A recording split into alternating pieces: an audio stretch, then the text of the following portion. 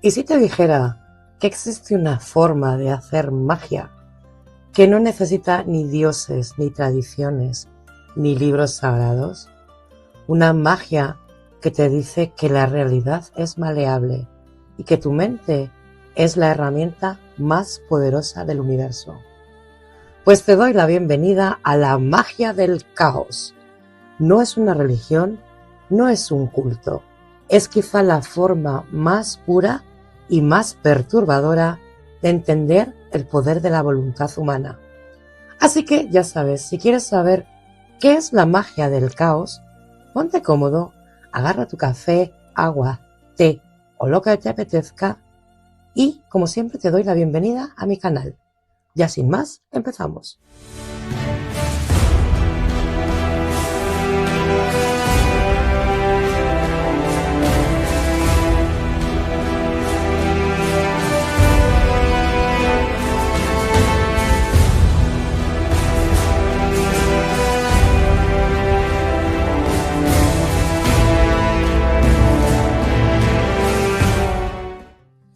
¿Pero qué es la magia del caos?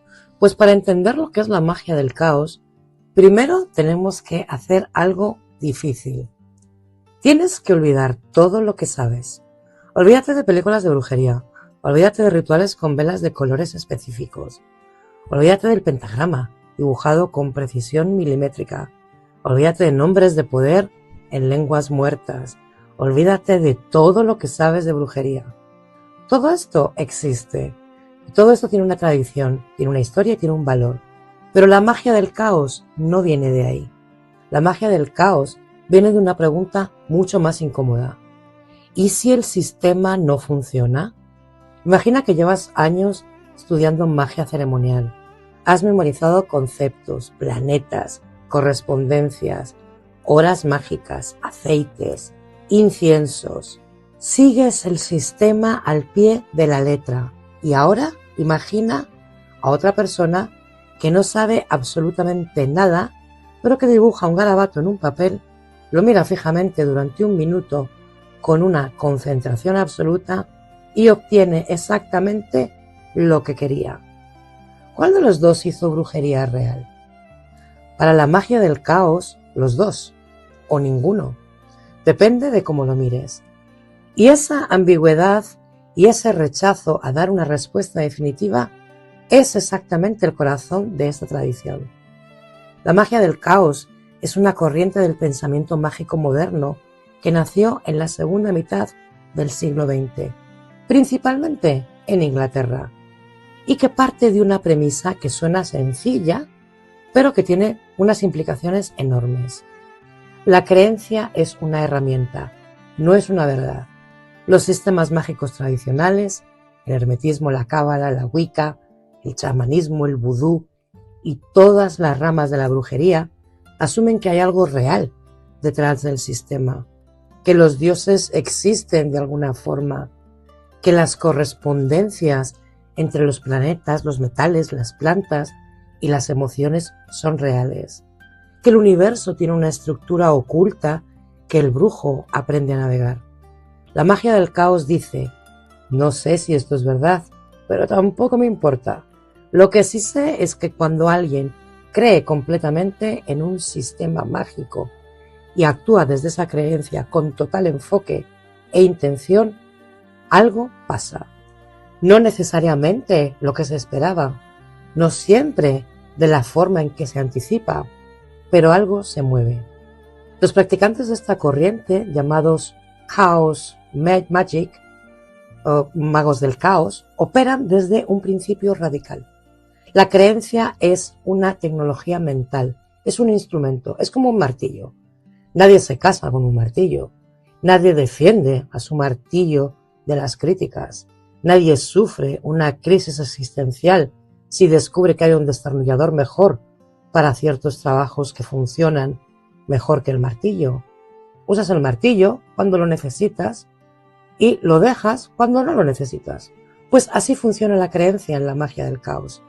En la magia del caos hoy puedes trabajar dentro del sistema antiguo de Egipto.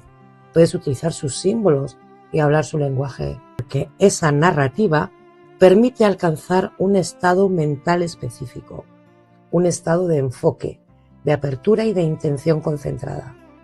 Y mañana tiras todo eso a la basura y trabajas con técnicas de meditación budista o con visualizaciones de neurociencia o con un sistema que te inventas esa misma tarde. Esto tiene un nombre: cambio de paradigma. Y es quizá la idea más loca y más liberadora, pero también la más perturbadora que el ocultismo moderno ha producido. Perturbadora sí, porque la creencia es solo una herramienta, entonces ningún sistema tiene la verdad. No hay ninguna tradición, no hay ningún maestro. Para alguien creado dentro de la fe, esto puede sonar a vacío, pero los brujos del caos lo ven exactamente al revés. Para ellos, si ningún sistema tiene el monopolio de la verdad, entonces todos son válidos. Tienes acceso a la totalidad del arsenal mágico de la humanidad y eres totalmente libre para usarlo como quieras. La magia del caos no te pide una fe ciega, te pide algo más exigente. Rigor experimental, prueba, observa, registra, ajusta y descarta lo que no funciona. Conserva lo que sí. Y es en el sentido más cercano al método científico que a la devoción religiosa, aunque sus herramientas sean radicalmente distintas. Ahora bien, ¿qué es exactamente lo que estás manipulando aquí? ¿Qué es lo que cambia cuando un brujo del caos hace un trabajo mágico? Pues hay dos respuestas y depende de tu postura filosófica. La primera, lo que cambia es la mente del practicante, sus creencias profundas, sus sesgos de confirmación, su enfoque, su estado emocional y su disposición a actuar. La brujería en este modelo es psicología avanzada con disfraces interesantes. Y la segunda es que lo que cambia es algo más. La realidad misma responde a la intención consciente de formas que la ciencia convencional no puede explicar del todo. La probabilidad entonces se dobla. Las coincidencias se multiplican y las puertas se abren. ¿Cuál es la verdad? La magia del caos, siendo fiel a sí misma, responde: no lo sé. Y esa es precisamente la respuesta correcta. Lo que sí se sabe es que esta tradición lleva décadas produciendo practicantes que reportan resultados, personas que dicen haber transformado aspectos concretos de su vida, relaciones, trabajo, salud mental, creatividad, a través de técnicas que cualquier neurocientífico describiría como imposibles. ¿Coincidencia? ¿Efecto placebo extremadamente sofisticado? ¿O hay algo más? Esto de nuevo tendrás que decidirlo tú. Pero toda corriente tiene un origen, y el origen de la magia del caos tiene forma de hombre raro. Un hombre que vivía solo, casi en la pobreza total, rodeado de gatos y de cuadros que nadie quería comprar. Un hombre que había rozado la fama, había sido comparado con los grandes y había sido rechazado, todo para descender voluntariamente a los márgenes. Su nombre, Austin Osman Spare, y sin él la magia del caos, tal y como la conocemos hoy, no existiría. Spare nació en Londres en 1886 y desde joven demostró un talento artístico extraordinario. A los 17 años ya exponía en la Royal Academy. Los críticos lo llamaban un prodigio. Se esperaba que se convirtiera en uno de los grandes pintores de su generación. Pero Spare tenía otros intereses. Desde adolescente había explorado el ocultismo, influenciado en parte por una anciana mujer llamada Mrs. Patterson, que según él provenía de una línea de brujas hereditarias de Salem. Real o no, esa figura marcó su pensamiento para siempre. Y luego conoció a Aleister Crowley. Crowley, el autodenominado hombre más malvado del mundo, fundador de la Telema, figura central del ocultismo del siglo XX.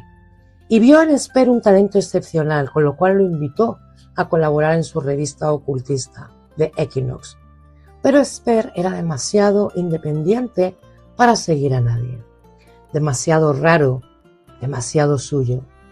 La colaboración duró más bien poco. Esper se alejó de Crowley y se alejó de todos los círculos ocultistas establecidos, pero también se alejó del mundo del arte oficial. Y en ese alejamiento, en ese silencio voluntario, construyó algo completamente nuevo.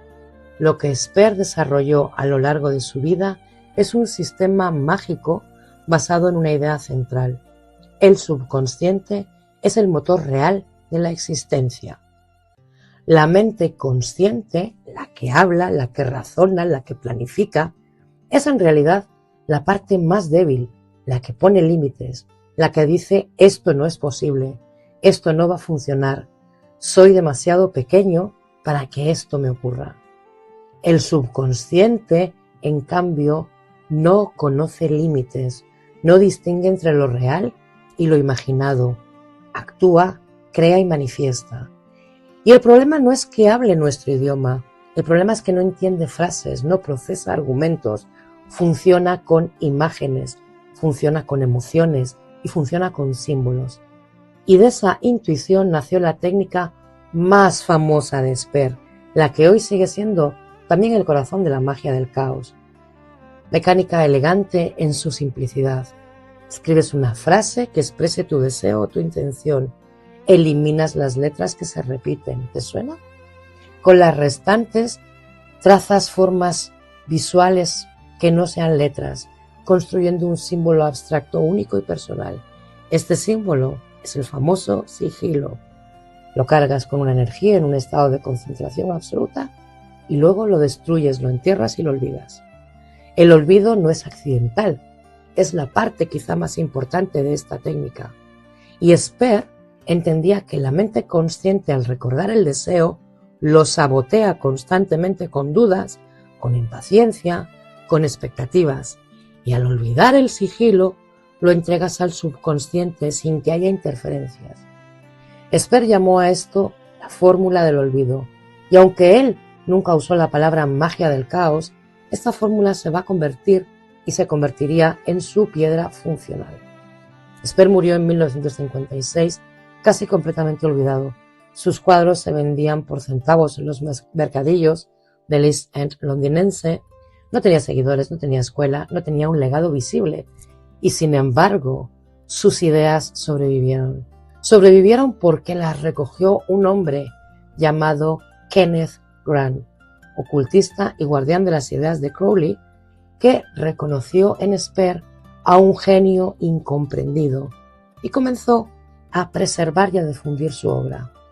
Y sobrevivieron porque a finales de los años 70, en ese mismo Londres, ahora sacudido por el punk y por la crisis económica y por una profunda desconfianza hacia todas las instituciones, dos hombres jóvenes se encontraron con las ideas de Esper y decidieron sistematizarlas. Sus nombres eran Peter Carroll y Ray Sherwin. En 1978 fundaron los Illuminatis of Thanateos, conocida como IoT, primera organización mágica explícitamente dedicada a la magia del caos. El nombre era una provocación deliberada. Thanateros, combinada Thanatos, muerte, con Eros, deseo, la oscuridad y la vitalidad, el comienzo y el fin. Y en ese mismo año, Carroll publicó The Liber Null, un texto breve y denso, completamente inclasificable, que se convertiría en el manifiesto de la nueva corriente. No era un grimorio tradicional, no tenía listas de ingredientes ni instrucciones para invocar demonios específicos. Era algo diferente, era una filosofía operativa, un marco mental para practicar magia sin dogma, sin estructura fija, con la mente como único instrumento real. Y desde ahí, la magia del caos se propagó de formas que Carroll y Sherwin probablemente no anticiparon. En los años 80 y 90 creció en los circuitos underground del ocultismo occidental. Los facsímiles fotocopiados, en grupos de discusión por correo postal, en reuniones en pisos compartidos de ciudades industriales, y luego llegó Internet y cambió todo. La magia del caos era perfecta para Internet sin jerarquías obligatorias, sin templos que visitar, sin maestros que obedecer. Todo lo que necesitas es una mente dispuesta y acceso a los textos. Los foros, los blogs ocultistas, los grupos de Reddit, los canales de YouTube. La tradición encontró en las redes sociales el ecosistema ideal para crecer sin control y sin forma fija. Paradójicamente, y esto es algo que habría hecho sonreír bastante a Esper, una corriente nacida en el margen más oscuro del ocultismo del siglo XX, que se convirtió en una de las formas de magia más accesibles y debatidas del siglo XXI. Y hoy, cuando alguien en cualquier parte del mundo busca cómo hacer un sigilo o cómo practicar magia sin ningún paradigma, cómo usar la mente para cambiar la realidad, lo más probable es que acabe de una forma u otra en el territorio que Esper abrió hace más de 100 años. Y ahora que sabemos lo que es la magia del caos y de dónde viene, ahora sí viene la pregunta real. ¿Cómo funciona la magia del caos en la práctica? Pues hay 3 conceptos que son absolutamente fundamentales. 3 piezas sin las cuales el resto no tiene sentido. Si entiendes estas 3 cosas, tienes la base de todo. Entonces, empecemos por el primero, y es tal vez el más extraño de todos. La Gnosis. La magia del caos no trabaja con la mente que estás usando ahora mismo para escucharme. No trabaja con la mente que analiza, que compara, que duda, que dice esto tiene sentido o esto es una tontería. Esa mente, la mente racional, la mente del ego, es en términos mágicos el mayor obstáculo que existe. Para que la magia funcione, esa mente tiene que desaparecer, tiene que callarse completamente. El estado en el que esto ocurre tiene un nombre, Gnosis. No en el sentido religioso de la palabra, aunque la raíz es la misma. En la magia del caos, Gnosis significa un estado alterado de conciencia en la que la mente consciente se suspende y la intención llega directamente al subconsciente, sin filtros y sin interferencias, sin el ruido de los pensamientos conscientes cotidianos. Es el momento en el que la voluntad del brujo se convierte en algo puro. Es una señal limpia. Pero ¿cómo se llega hasta ahí? Aquí es donde la magia del caos muestra su pragmatismo más radical. No prescribe un único camino, dice que hay muchos y que tú elijas el que mejor funcione para ti. Los practicantes distinguen 2 vías principales. La primera es la vía de la excitación, es decir, llevar el sistema nervioso a un estado de activación tan extremo que la mente analítica simplemente no puede seguir el ritmo. Danza frenética, hasta inclusive el agotamiento. Música a un volumen o a un ritmo que borra el pensamiento consciente, el miedo intenso, la euforia, el orgasmo, el cuerpo llevado al límite, abre una puerta que la mente mantiene cerrada. La segunda es exactamente lo opuesto, la vía de la inhibición, meditación profunda hasta el borde del sueño, privación sensorial, oscuridad, silencio, ayunos prolongados, retención del aliento, el cuerpo llevado al silencio más absoluto, produce el mismo resultado desde el otro extremo. 2 caminos, mismo destino. Y ese destino es el único momento en el que la magia, según esta tradición, puede ocurrir de verdad. Los sigilos, este es el segundo concepto que más gente conoce cuando escucha magia del caos. Aunque muchos no saben que tiene este origen, el sigilo de la palabra viene del latín, sigillum, que significa sello. Pero la técnica moderna no tiene 2000 años. La desarrolló Esper y la perfeccionaron los brujos del caos del siglo XX. Aunque la mecánica básica es la que hemos dicho antes. Formulas tu intención, no un deseo vago, no es quiero ser feliz, quiero tener dinero, sino algo concreto y en presente. Tengo la energía y el enfoque para completar mi proyecto o encuentro la oportunidad qué necesito laboralmente. Algo específico, algo que puedas visualizar. Luego escribes esa frase y vas eliminando todas las letras que se repiten. Te quedas solo con las letras únicas. Y tercero, con esas letras las trazas con formas visuales, líneas curvas, no como caracteres, sino que construyes un símbolo. Lo combinas, lo superpones, lo transformas, hasta que ya no parece un texto. Por fin parece algo propio, algo que nunca has visto antes, algo indescifrable, y ese es tu sigilo. Cuarto, lo cargas en estado de hipnosis, el estado en el que acabamos de hablar ahora. Lo miras, lo fijas en tu mente, pones en él toda tu intención, toda tu energía, toda tu voluntad concentrada en un solo punto. Y quinto, lo destruyes y lo olvidas. Enterrarlo también sirve, romperlo también sirve, o archivarlo en algún lugar donde no lo puedas ver y borrarlo de tu memoria consciente. El olvido, como ya dije antes, es la parte más contraintuitiva, es la más importante, porque la mente consciente, al recordar el deseo, lo convierte en ansiedad. También lo convierte en expectativa y en duda, y ante esa duda, esto actúa como un cortocircuito que neutraliza todo lo que hiciste.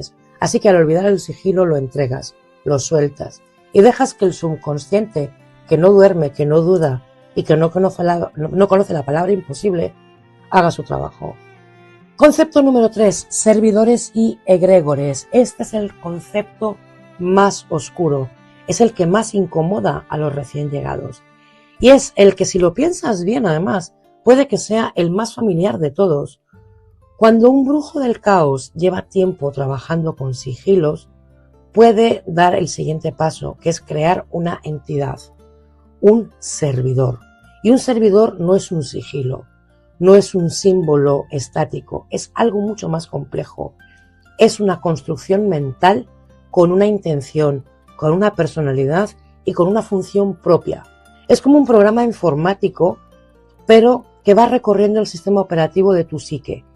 El brujo le da forma, puede ser visual, puede ser un nombre, puede ser una sensación, le da una función específica, proteger, ayudar a concentrarse, atraer cierto tipo de situaciones, y lo alimenta con energía, de forma regular, mediante rituales breves o simplemente con atención consciente.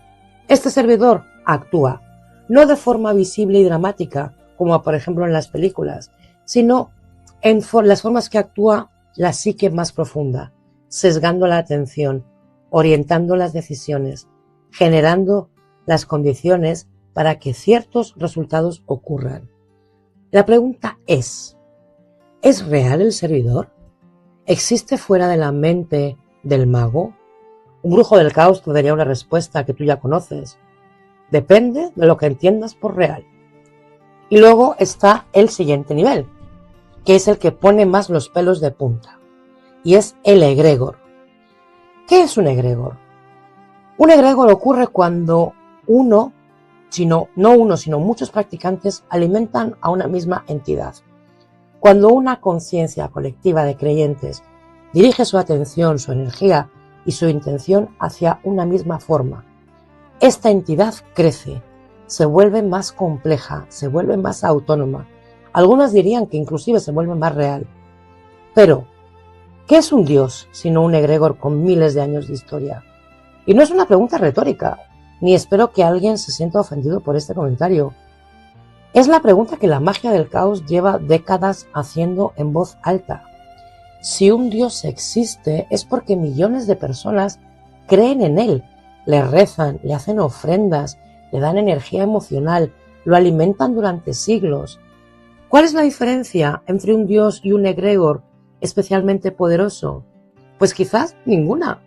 O quizás la diferencia es exactamente lo que separa la fe de la magia. Y bueno, hasta ahora hemos hablado de técnicas, gnosis, sigilos, servidores, herramientas, instrumentos, procedimientos. Pero la magia del caos no es un conjunto de técnicas, es algo mucho más radical que todo esto. Es una manera de ver la realidad. Y esa manera de verla lo cambia absolutamente todo. El símbolo más reconocible de esta tradición es la estrella del caos. 8 flechas, 8 direcciones, ninguna apuntando hacia abajo, ninguna privilegiada sobre las demás. Y no es un símbolo decorativo, es un mapa filosófico. Si encuentro alguna imagen os la dejaré por aquí. Y esto significa que no hay un camino único, no hay una única verdad central hacia lo que convergen todos estos sistemas. No hay un maestro, no hay un libro, no hay una tradición que tenga la respuesta definitiva. Hay 8 flechas, hay infinitas posibilidades y el brujo del caos se mueve entre ellas con total libertad. Pero para entender por qué esto es importante tenemos que hacer la pregunta más difícil. ¿Qué es la realidad? Y no en el sentido físico, no estamos hablando de átomos y de fuerzas fundamentales, estamos hablando de la realidad que experimentas, la que percibes, la que habitas todos los días. Y la magia del caos tiene una respuesta muy clara a esa pregunta, aunque sea una respuesta incómoda o una pregunta incómoda. La realidad que experimenta es en gran medida una construcción. Es decir, tu cerebro no registra la realidad objetiva, la interpreta, la filtra, la reconstruye a partir de datos parciales, de expectativas previas, de miedos, de deseos y de patrones aprendidos. Lo que ves, lo que escuchas, lo que sientes como real es la versión que tu mente ha decidido que es real. Y esa versión está moldeada constantemente por lo que tú crees.